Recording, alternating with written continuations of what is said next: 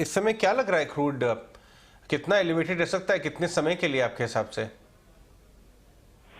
Morning ये जो कल रात को आपको देखने मिला है जो 5-7% किया WTI या ब्रेंट में, अभी फ्रंट मंथ $108 WTI का, इनका आप अगर if you watch it carefully you'll see the market is at a backwardation, which means summer month futures July August are around $95-96.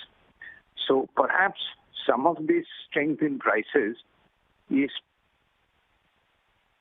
कुछ मार्केट में, जैसे यूरोपियन गैस, यूरोप में जो ऑयल जाता है, रशियन ऑयल, इसका इन्फ्लुएंस काफी ज्यादा है because that has stalled.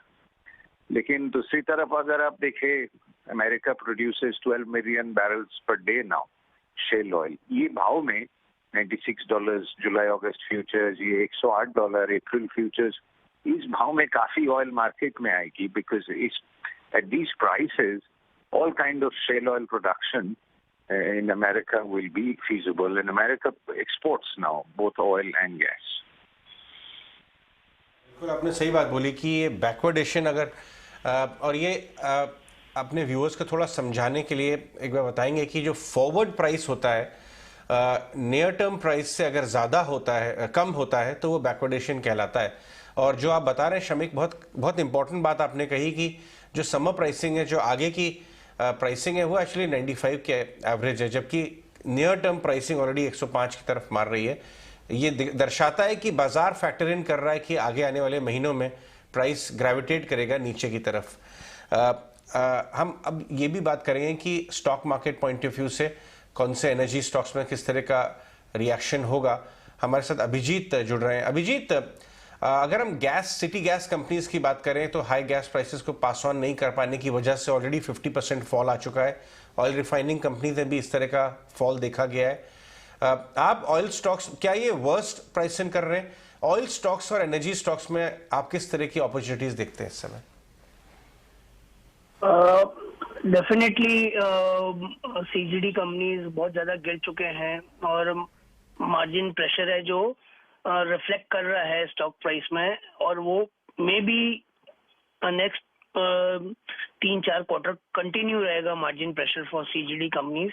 Because आप देखेंगे गैस प्राइस अप्रैल से ऑलमोस्ट डबल हो जाएगा, plus there is a lower allocation of APM gas, तो उनका dependence on imported LNG, spot LNG is higher, specially for IGL and MGL, so it will keep the margins under check for these companies. और अब दूसरी तरफ देखेंगे अगर आप, तो अगर ONGC अगर अपन देखते हैं तो for every $10 increase in the oil prices, उनका जो है प्रॉफिट जो है वो ऑलमोस्ट 5,000 करोड़ से इंक्रीज हो जाता है।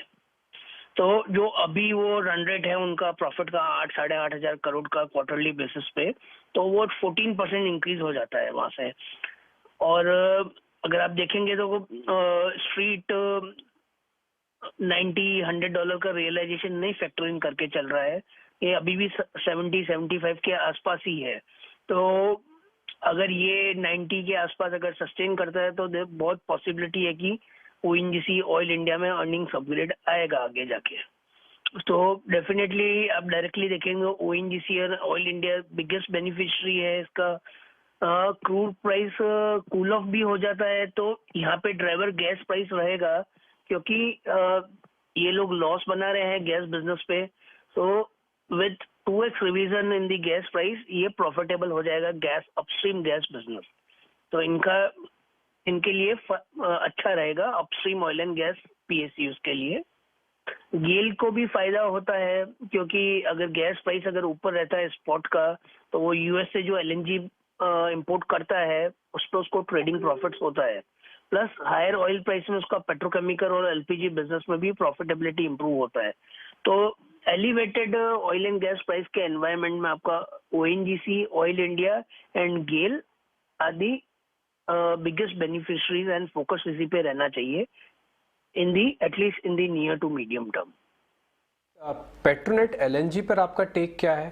क्योंकि ये भी गैस इंपोर्ट करके इंडिया में लेके आती है, हालांकि इनके लॉन्ग टर्म कॉन्ट्रैक्ट्स होते हैं, ये 1 साल के नहीं होते, 2-2 3-3 साल के लिए सेम रेट पे फ्रीज हो जाते हैं।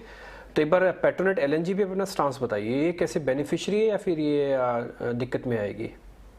पेट्रोनेट एलएनजी बेनिफिशियरी तो नहीं होगा, बट कैसा रहेगा कि इनके वॉल्यूम्स पे कोई इम्पैक्ट नहीं आएगा, क्योंकि एक तो आपने सही कहा कि ये लॉन्ग टर्म कॉन्ट्रैक्टेड वॉल्यूम है, प्लस अगर आप देखेंगे तो स्पॉट एलएनजी प्राइस जो है वो बहुत हाई है, लेकिन कॉन्ट्रैक्टर का जो फॉर्मूला है वो क्रूड लिंक्ड है। अभी क्रूड भी ऊपर जा रहा है, तो वो फॉर्मूला लिंक्ड में अगर आप देखेंगे still long term contracted price is half of what spot LNG price is.